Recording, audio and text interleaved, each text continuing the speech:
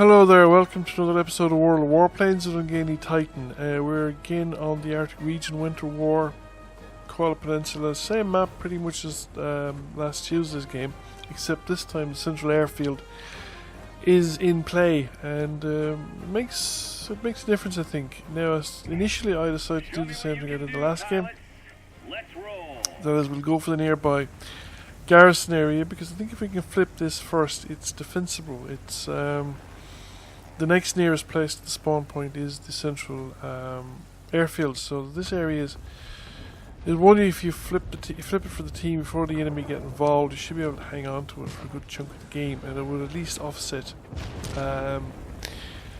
one of the similar locations on the other side of the map that are actually quite easy for the enemy team to get at, because one of the garrisons is again nearer to the enemy than any other location on the map. And we're a substantial way in already, and we have only the defensive aircraft to deal with still. There aren't any enemy aircraft in play at this point in time, and there don't seem to be a lot of defensive aircraft left. But we've managed to make pretty good inroads into the situation very, very quickly. And we've only got one more. There's a relatively small number of points to get in order to flip this location and secure it for our side, our team. And I've managed to do so without taking much damage as well on the lines of the aircraft. So we've taken this garrison location, and now we can go and meet the enemy in the center of the map. And this gives us a strong advantage, because I think this is a very defensible point to flip. The enemy have just managed to take the airfield in the centre here. As you can see, the rockets are going up just to indicate their control, so that leaves us more or less on an even footing. But the enemy now have managed to gain a second garrison location as well, so that gives them a substantial advantage. However, since they've just taken this location, they must have a substantial amount of aircraft in it. Now I'm going head to head with this plane, and I just tried to fly under him, and I think he may have just maintained a straight line, but flying under him obviously didn't work out, and I was completely destroyed in mid-air. Now I've skipped some of the replay section and gone straight into the point where I've respawned. So we're respawned in parallel, well, at the spawn point, the other side of it, and there's a major contest going on in the centre of the map, so I'm going to join into that, because we have a lot of aircraft in play at this location. And at the moment we're soaking up a lot of enemy resources at this location as well. So it's probably the best place to head to. I don't see any allied aircraft heading towards the peripheral garrison locations, so I'm not sure if we could do much on my own.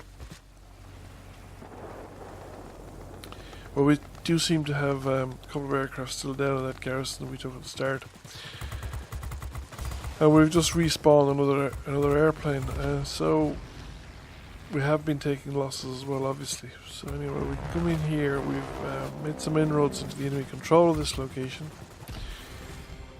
That's helped again, and now we've managed to flip this location over to our side. But there are still a lot of enemy forces in this area, so we may not be able to hang on to this. However, our garrison location is still looking pretty good. We now control 2 bases, so we've managed to dispute one of the enemy, the other enemy control spaces. Well, the airfield, yeah. So, and we've planes already moving off from the airfield, actually, towards one of the garrison locations as well, while we still have reasonable enough forces here, and we've reinforcements coming in as well from planes that are respawning. So I'm just doing my bit here, trying to get as much fire in as possible onto enemy aircraft. I have an enemy on my tail. Need to keep an eye on that kind of stuff, so we've taken one down, and then we're now actually, getting into a position where another couple of kills like this and we can actually flip the base. Well, actually we have flipped the base, we just have probably simultaneously lost quite a lot of aircraft, because we finished up flipping it but only having a sliver of support at the moment, and we've managed to regain some again. Now the enemy have 2 locations again, so they flip the airfield over to their side yet again. So this is third time they've had control of it. Second time, definitely the second time they've had control of it. This is hotly contested really, but the squall line is starting to come in now in about 2 minutes or thereabouts. And at that point losses will start to mount because they'll really tell the losses will be real, there'll be no respawning. So we have another enemy down. We are contesting 2 of the enemy bases and we're still holding on to our own garrison. However, the enemy are ahead of us in terms of victory points generated. And we flipped the airfield again, we've got it back. So that's now... Well, it was a good time to do it because we're about even on points. And we just need to secure this location at this point, or secure one of the other locations as well. We're also disputing the remaining enemy controlled area, as well as hanging on here. So that's pretty good. Looks like we might be getting the upper hand. Because if we're disputing that place, that means it could be flipped as well. So even if we lose this location, we might still have 2 locations. So we should be generating pressure on the enemy faster than they're doing it on us.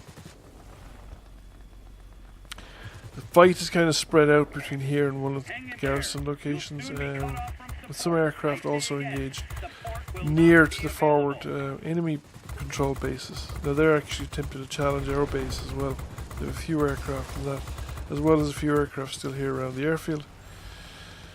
Now it looks like we've managed to flip 3 bases over to our side. So that puts us pretty much in the driving seat. Once you have 3 bases, it's very hard to come back from it because you're already generating cap points. At this stage we're more than halfway to completion, and the enemy aren't generating any at the moment because they don't control any area, whereas we control 3 at the moment. So that puts us in a very strong position, and the squall line has come in. That means no further reinforcements, which again boosts our position, because if you haven't come in by now, I don't know what the numerical situation is at this point in the game, whether we have more planes than they have, but we have more places under control, so it's going to be harder for the enemy to fight back at this point. They need to take out all our aircraft, and if they don't take out, and they're very limited time to do it, so if they don't take out all the aircraft before we manage to reach the required number of points to secure the win, then well, that's why we're pretty much on the driving seat. So now we have 3 bases under control and uncontested, and we are starting to rack up the points. You can see the differential in the blue bar compared to the red bar on the other side of the thing. They don't control any points at this point, and also enemy aircraft are starting to they're starting to suffer from the fact that the squall line's in. They're probably losing planes. Now they have managed to put a dent in one of our controls. Victory is in sight. Keep it up. And I'm not looking directly at the minimap, but it looks like certainly the garrison area in front of me that seems to be seriously contested at the moment.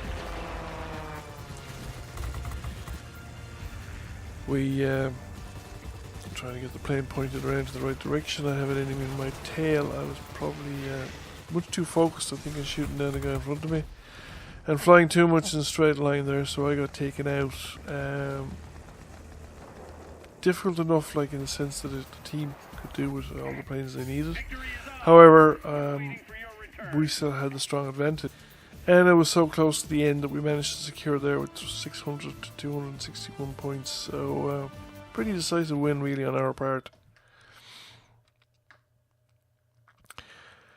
So let's return back to the garage and see what the final results are.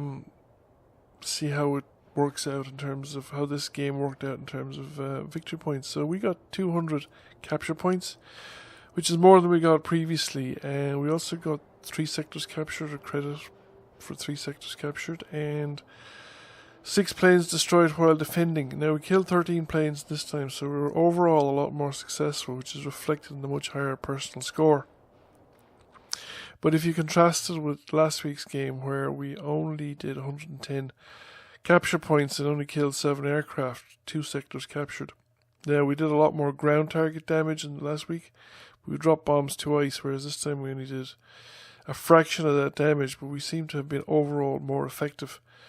Different plane, admittedly. Now the Russian and the German planes have the German plane has the bombs, and I think it's a bit harder to hit stuff with the bombs than to hit stuff with the rockets. The rockets are probably more accurate than they ought to be for the time period. Rockets also are, though, fundamentally much easier to aim, and since it's relatively easy to fly a plane in this game, you expect to get better results with rockets than you will with bombs, which are a bit trickier to aim overall.